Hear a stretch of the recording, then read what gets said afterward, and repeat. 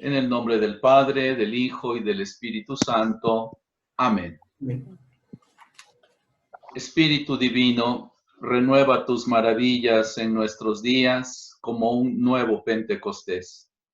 Concede a tu Iglesia que, siendo de un mismo sentir y constante en la oración con María, la Madre de Jesús, y siguiendo el ejemplo de San Pedro, que pueda avanzar el reino de nuestro divino Salvador, el reino de verdad y justicia, el reino de amor y de paz.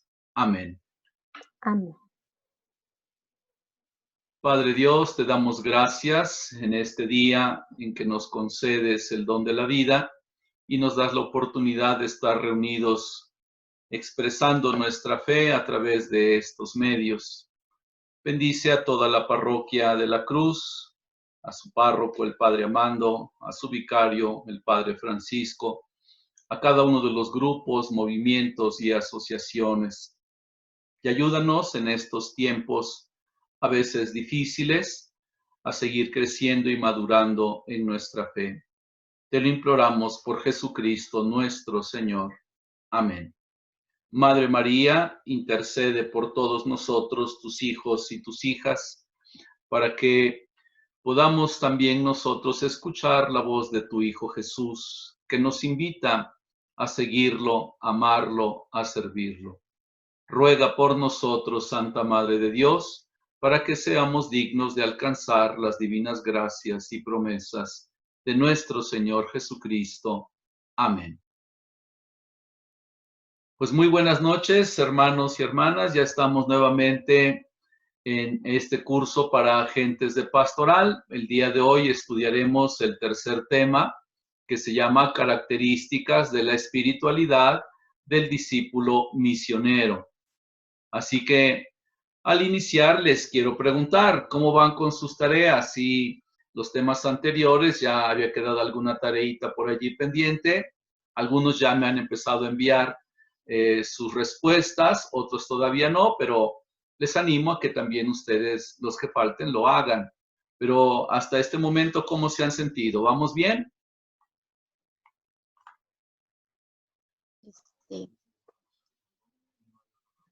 Yo no estuve en la clase pasada y no sé qué tarea fue.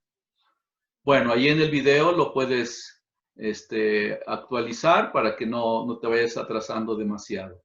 ¿Sí? Allí chequen ustedes en el video, ahí vienen las tareas, y si no, también en el manual que seguramente tendrán por escrito, vienen también las tareas. ¿Sí? Bueno, vamos entonces a continuar el día de hoy con nuestra formación. El tema de hoy, como lo mencioné ya, son las características de la espiritualidad del discípulo misionero.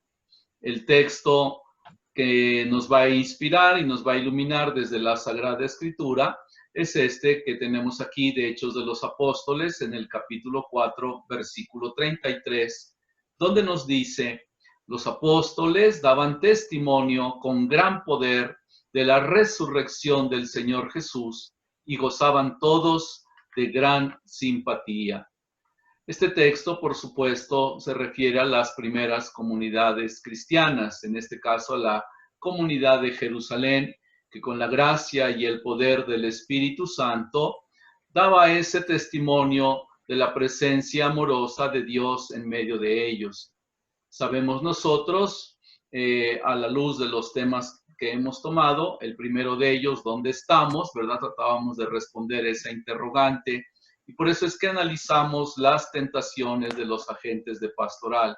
Y posteriormente también estuvimos nosotros analizando dónde quiere Dios que estemos. Y por eso iniciamos con este capítulo que abarca varios temas sobre la espiritualidad cristiana, donde el día de hoy hablaremos de las características, recordando lo que nos dice el documento del Quinto Sínodo Diocesano de la Arquidiócesis de Puebla, que en el número 317 nos menciona: el contenido de nuestro anuncio no es un producto que promovemos ni una ideología que proponemos, es una experiencia que compartimos. Si queremos sumarnos a la nueva etapa evangelizadora, tenemos que volver una y otra vez a la fuente. toda la vida de Jesús, su forma de tratar a los pobres, sus gestos, su coherencia, su generosidad cotidiana y sencilla, y finalmente su entrega total, ¿verdad? Todo eso es precioso y le habla a la propia vida. Por eso la espiritualidad para la nueva etapa evangelizadora que hemos emprendido en nuestra diócesis y que hemos de cultivar, ha de ser una espiritualidad, ante todo, discipular. Ser nosotros discípulos misioneros de Jesucristo vivo. Y por eso, una de las primeras características del ser del discípulo misionero es una intensa vida teologal, es decir, a la luz de esas virtudes llamadas teologales, que en el Catecismo de la Iglesia Católica nos dice: las virtudes teologales fundan, animan y caracterizan el obrar moral del cristiano. Son infundidas por Dios en el alma de los fieles para hacerlos capaces de obrar como hijos suyos y merecer la vida eterna. Son también la garantía de la presencia y la acción del Espíritu Santo en las facultades del ser humano. Y hay 3 virtudes teologales, ¿verdad? Ya ustedes las han estudiado y hoy solamente las recordamos: la fe, la esperanza y la caridad. Catecismo de la Iglesia, 1813. La fe, como también nos ilumina el mismo catecismo, es la virtud teologal por la que creemos en Dios y en todo lo que Él nos ha dicho y revelado, y que la Santa Iglesia nos propone, porque Él es la verdad misma.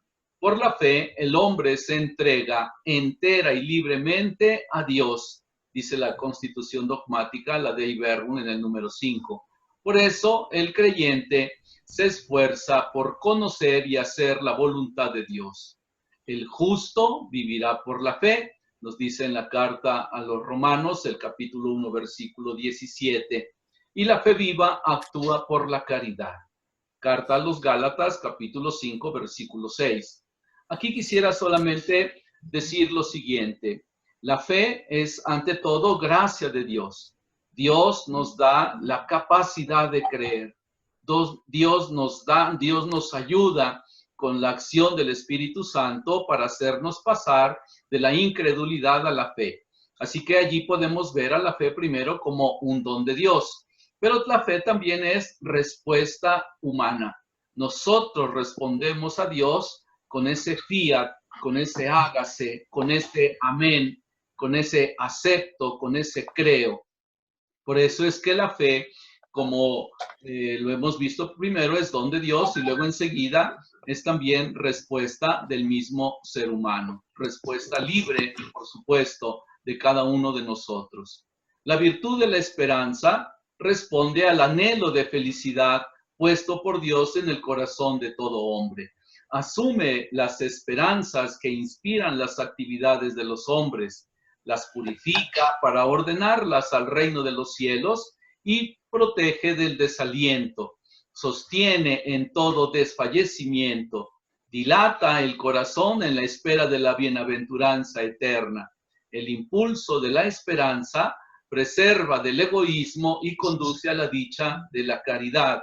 Y bueno, estos tiempos que estamos viviendo son tiempos donde esta virtud de la esperanza es tan necesaria, no solamente para superar la pandemia que estamos sufriendo como humanidad, sino también para empezar a ver nuestra vida más allá de los intereses materiales, económicos, particulares. Empezar a ver en esperanza es confiar, por supuestamente, en Dios que no nos abandona nunca, que no nos abandona jamás. Y bueno, después de la fe y la esperanza viene la otra virtud, que es la caridad, donde Cristo nos invita, por supuesto, a amarnos unos a otros, como Él mismo nos dice también en San Juan, nos ha amado. Así que amarnos también nosotros, como Cristo nos ha amado, pues ese es el mandamiento que nos da el Señor. Ámense unos a otros como yo los he amado, nos dice Jesús, ¿verdad? Por eso ese mandamiento que es para nosotros la realidad de la vida que como agentes de pastoral debemos emprender en todo momento, pues está presente y debe estar presente en todas nuestras acciones, porque finalmente es en la caridad donde nos hacemos cada vez más, con la ayuda del Espíritu Santo, más semejantes a Jesús. Otra característica de la espiritualidad de los agentes de pastoral, además del ejercicio de las virtudes teologales, es una profunda eclesialidad. Por eso podemos afirmar que la espiritualidad cristiana conduce a la experiencia de pertenencia a la comunidad eclesial, a la totalidad de la comunidad eclesial, a reafirmar la fe en Dios y su iglesia, a construir la comunidad, no solo desde la perspectiva del grupo de apostolado, movimiento, asociación, comunidad, sino desde la totalidad del pueblo de Dios. La espiritualidad que se ha de favorecer, por tanto, mediante los procesos formativos a lo largo de todas las etapas, ha de estar marcada por su orientación a la configuración con Cristo. También de distinguirse por un profundo amor a la iglesia hasta dar la vida por ella, como el mismo Cristo, y por la relación de encuentro y entrega compasiva y liberadora a favor de todo el hombre. Así que entonces, amados hermanos y hermanas, otra característica de una auténtica espiritualidad de un agente de pastoral como discípulo misionero de Jesús es ese amor a la iglesia, es esa profunda eclesialidad. Por supuesto, otra característica más es la intensa y asidua vida sacramental, principalmente en los sacramentos de la reconciliación y la Eucaristía. Aún en estos tiempos que estamos viviendo, donde es difícil, ¿verdad?, por evitar la cercanía, la celebración de tales sacramentos en toda su plenitud, no debemos nosotros apartar nuestra fe y nuestra mirada de todas las celebraciones que a través de las redes sociales Dios nos está concediendo. Por eso, la solidez de la espiritualidad cristiana es sostenida por la vida sacramental, que es traducida como la participación asidua en los sacramentos, especialmente la reconciliación y la Eucaristía, como ya he señalado, así como la práctica de las gracias sacramentales de los sacramentos que ya hemos recibido. Si nosotros realizamos algún servicio apostolado o de manera personal a favor de los más necesitados, es porque estamos también de alguna manera ejerciendo nuestro bautismo, ¿verdad? Y las gracias recibidas en él. Dios, por supuesto, colabora con nosotros para que vivamos como hijos de Dios. Esta frase que a continuación les leo, que es de San Agustín, donde dice él, ciertamente nosotros trabajamos también, pero no hacemos más que trabajar con Dios que trabaja. Así que, amados hermanos y hermanas, otra característica más es entonces la vida sacramental. Por supuesto, otra característica será la dimensión misionera. Como nos dice el documento del Quinto Sínodo Diocesano de la Arquidiócesis de Puebla en el número 306, al orientarnos hacia una nueva etapa evangelizadora en nuestra diócesis, hemos de tener claro que si no avanzamos en el cultivo de una espiritualidad que nos permita recuperar el entusiasmo misionero, los elementos teológicos y pastorales desarrollados en los 6 capítulos anteriores del mismo documento quedarán reducidos a jalones de sana ortodoxia y a laudables intenciones.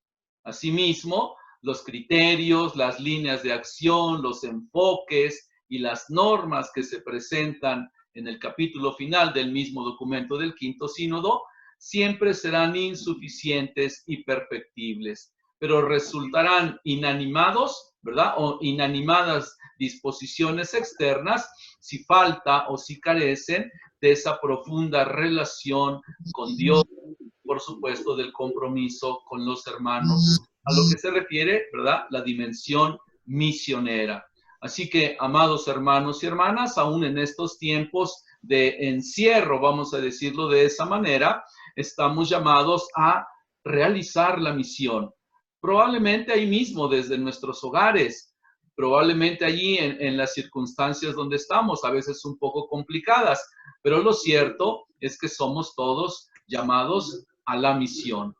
Y por supuesto, otra característica más de una auténtica espiritualidad de los agentes de pastoral como discípulos misioneros de Jesús será el compromiso transformador. Nuevamente leemos del documento del Quinto Sínodo Diocesano en el número 334, que nos dice: para ser evangelizadores de alma, también hace falta desarrollar el gusto espiritual de estar cerca de la vida de la gente. La misión es una pasión por Jesús, pero al mismo tiempo una pasión por su pueblo, recordando aquellas palabras del Papa Francisco en Evangelii Gaudium número 268. De esta manera, cuando volvemos a nuestra experiencia fundante, cuando volvemos a estar cautivados por Jesús, entonces también nos volvemos a su pueblo. Así redescubrimos que Él nos quiere formar como instrumentos para llegar cada vez más cerca de su pueblo amado. Nos forma de en medio del pueblo y nos envía al pueblo, de tal modo que nuestra identidad no se entiende sin esta pertenencia, nos dice el documento en el número 334. Entonces, a ver, amados hermanos y hermanas, recapitulando, las características de una espiritualidad de todo agente de pastoral, espiritualidad cristiana, por supuesto, de todo agente de pastoral llamado a ser discípulo misionero de Jesucristo vivo, serán las virtudes teologales, ¿verdad? El ejercicio de las mismas, de la fe, la esperanza, la caridad. Por supuesto, también una vida sacramental, donde cada uno de nosotros, de acuerdo a las gracias que hemos recibido, ponemos al servicio de Dios y de la Iglesia esas mismas gracias que Dios nos ha concedido. Otra característica, como hemos dicho, es este compromiso transformador. Por supuesto, el celo evangelizador, el anhelo misionero, que debe estar siempre presente también en nuestra propia vida, aún en medio de estas circunstancias que parecieran tan complicadas, tan difíciles. Y no olvidemos, por supuesto, algo que hemos estado ejercitando y que los quiero felicitar a ustedes, al Padre Francisco, quien ha estado coordinando esto, y por supuesto a nuestro párroco, al Padre Amando, todos los ejercicios para fortalecer la vida de oración, desde el Santo Rosario, la celebración eucarística y tantos mensajes que a través de las redes sociales ustedes han hecho llegar a mucha gente. A veces nosotros, ¿verdad?, desconocemos o no tenemos una manera de medir a quiénes y a cuántos estamos llegando. Pero les puedo asegurar que verdaderamente el mensaje que están promoviendo desde la parroquia está llegando a muchas personas y en eso debemos confiar también. El Padre Amando nos decía en la homilía del pasado domingo, en la fiesta patronal de la Santa Cruz, que la cruz no es ahora para nosotros un signo de muerte, sino es un signo de vida.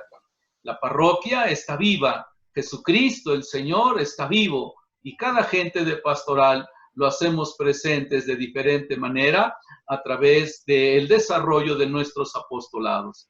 Por eso les animo a que sigamos adelante construyendo el reino de Dios. Que sigamos adelante sin descanso. La tarea que va a quedar pendiente para ustedes, ya se juntan 3, yo espero que no dejen que se acumulen demasiado.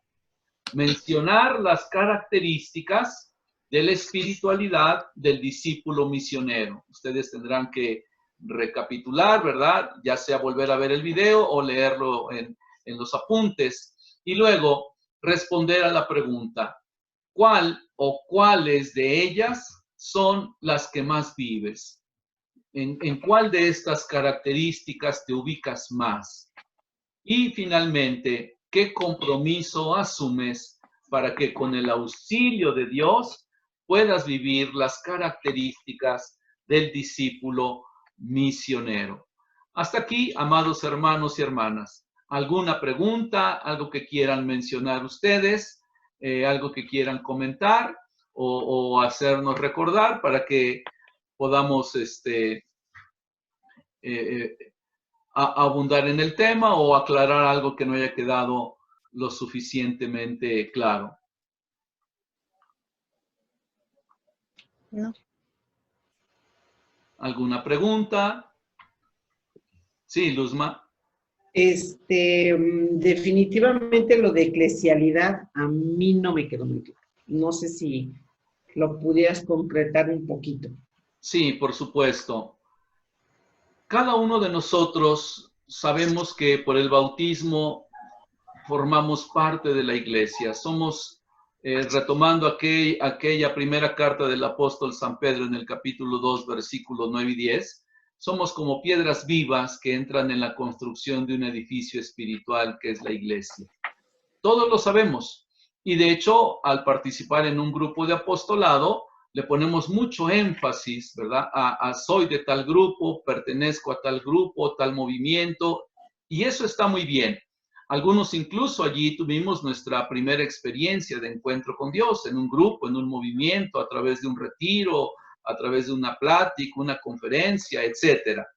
Pero lo cierto es que a veces también, como agentes de pastoral, llegamos a perder de vista la totalidad del pueblo de Dios. Pertenecemos no solo a un grupo de apostolado, a un movimiento, a una organización dentro de la iglesia. Ante todo le pertenecemos a Cristo y a la iglesia, al Cristo total. Como dice en la carta a los Colosenses en el capítulo 1, Cristo es la cabeza del cuerpo que es la iglesia. A eso se refiere la eclesialidad. Por eso una auténtica espiritualidad nos lleva entonces a tener ese sentido de pertenencia a la totalidad de la iglesia. De la iglesia, sí. Gracias. Luzma, ¿alguien más?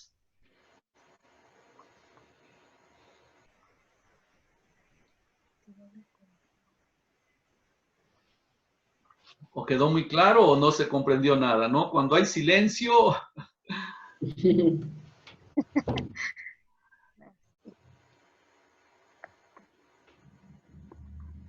Bueno, de los temas anteriores que hemos